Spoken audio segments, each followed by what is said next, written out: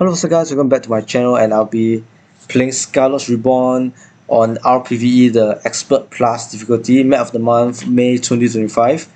For my deck, I'll be using a stonekin deck to play around with some of the cards that I rarely play, like the stonekin grinder, which I rarely see.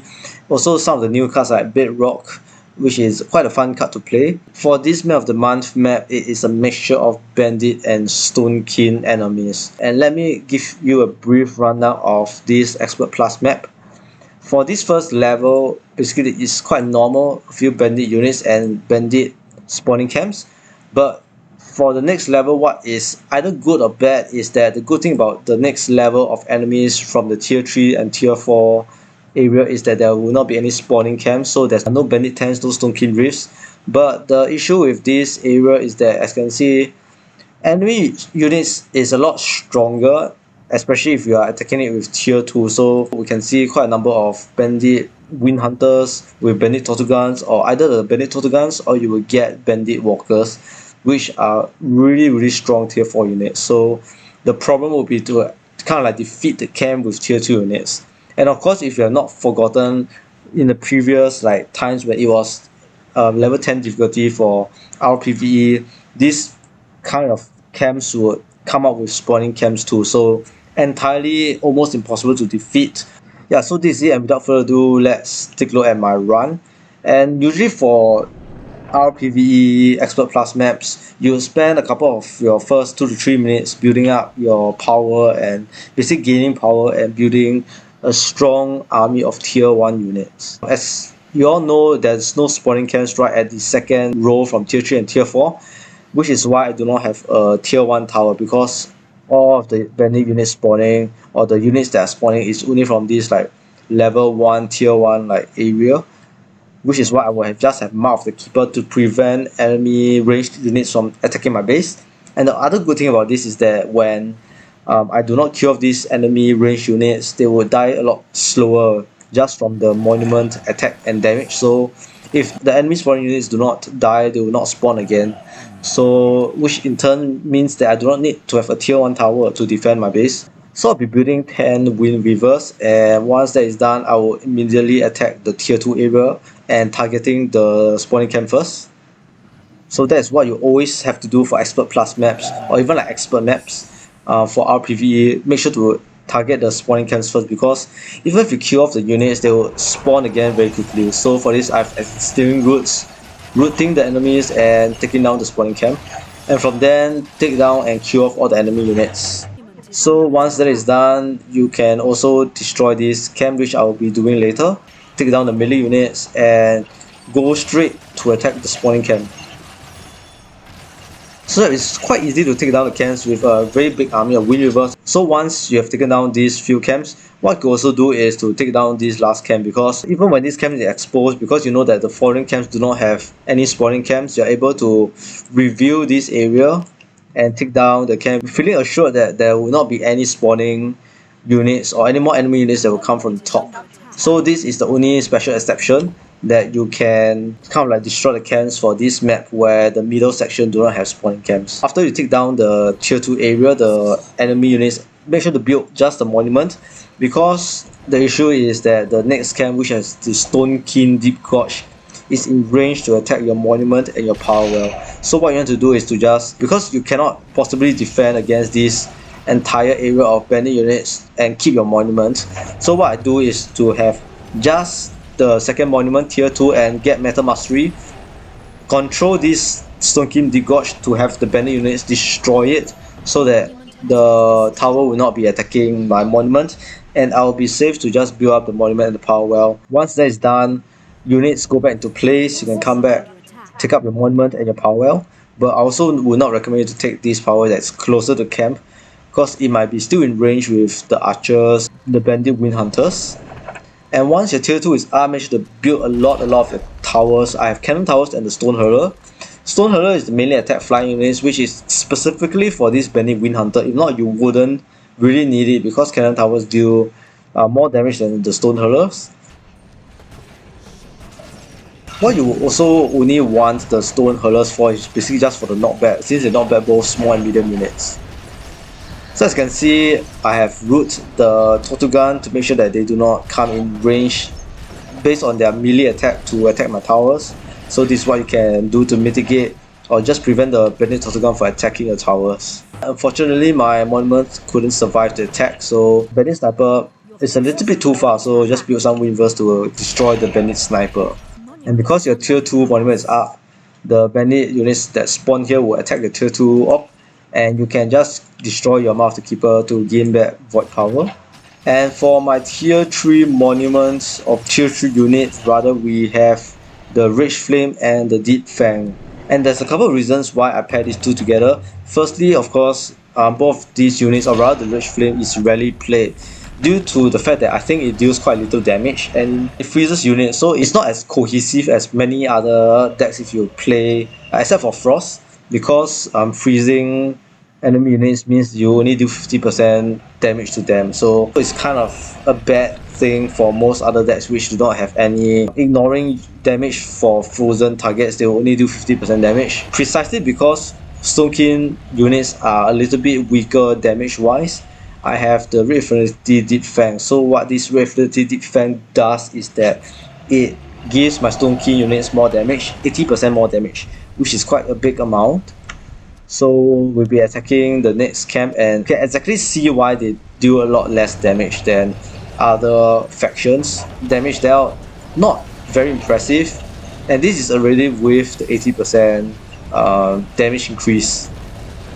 Also, bandit walkers have a high amount of health. And the good thing about stonekin critters is that it's able to heal your stonekin units. So this happens when your Deep Fang destroys enemy buildings. For stonekin units, they don't really deal a lot of damage, but they are a little bit more tankier than most other units.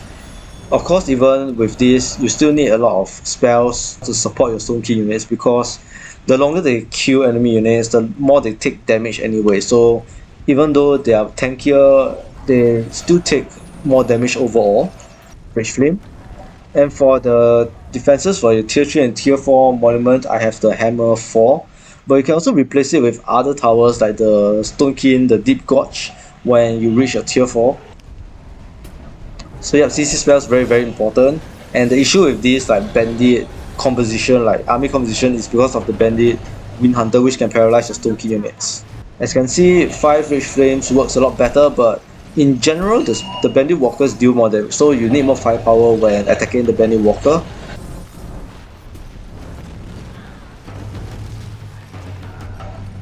Yep, so once done, I got my tier 4, and for my tier 4 units, I would have a couple of units, the Stonekin Grinder, the Bedrock, and of course the Giant Nymph. So Giant Nymph is just basically a flying unit. It's very helpful always to have a flying unit, because it's much more easier to take down spawning cans with flying units, because for melee units, as you can see, there's a lot of units right here, and if they come in front of you, your melee units, or basically even your ranged melee units, have to becomes like slower when it collides with XL units or even large units.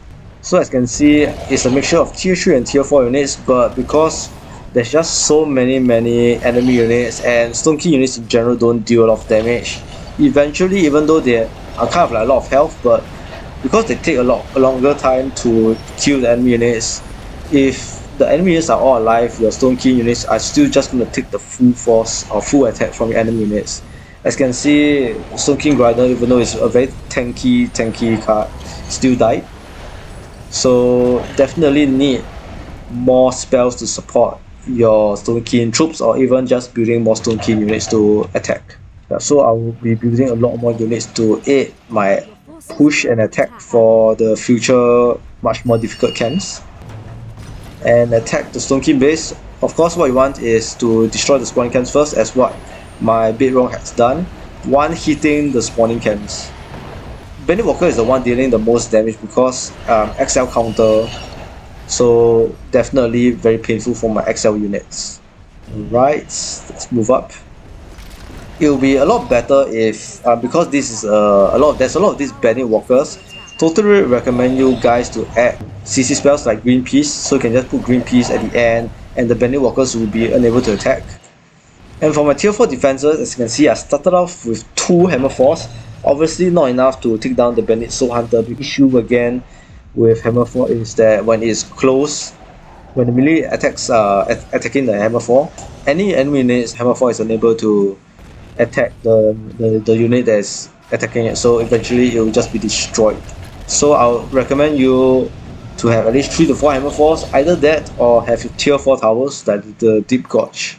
So what I also have is Breeding Grounds, so that I'm able to spend less power for more of my troops, and not only that but also able to sort of like save on healing charges, like cut charges, because buildings, if your troops are close to any completed buildings, you're able to heal some health.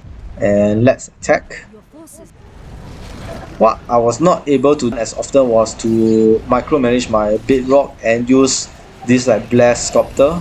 So what this does is that I will be having a lot more additional like buildings, which acts like as a way of tanking enemy damage. Instead of attacking my units, they attack the buildings, and the buildings itself also like deals damage. And what I would also recommend is to attack this camp from the back, like from here, because the spawning camps are right at the back here. So when you attack from the back, it's easier to take down the spawning camps. And that is one mistake. I will also be attacking the rogue giant, which is the leader or a boss at the front.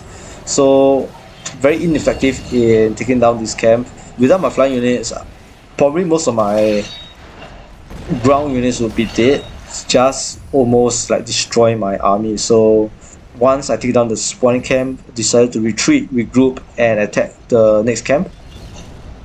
Also, because I know that the spawning camps are destroyed, then there will not be any more units that will spawn and attack my monument. So I'll be changing my approach for this attack. And yep, let's just see how I take down the camp. Just a couple of Hammer 4s will do, but I still recommend you guys to have at least 4 Hammer 4s or have a different kind of like tower to defend. And yeah, flying unit is easy to take down spawning camps, even though the bedrock has stronger attacks against buildings, but it's very difficult to really like move in range of the spawning camps. The bedrock still has to maneuver through the camp, and which comes to the range of the other enemy units in order to destroy the spawning camp. So I always recommend that in every deck there should be at least one tier 4 flying unit. Really helps with taking down the camp. And also for bandit and stonekin enemy units, they are really weak against flying units. So flying units is an added advantage. Not many units are able to attack it. Like the bandit walker, the bandit walker can't attack any flying unit. So flying units is really useful here. And this is how I win my RPVE Map of the Month on Expert Plus difficulty, by using a stonekin fun deck and also exploring some of the stonekin cards. So if you enjoyed my video, don't forget to hit the subscribe button and like my video. And I'll see you guys again real soon for the next Map of the Month video for the next month.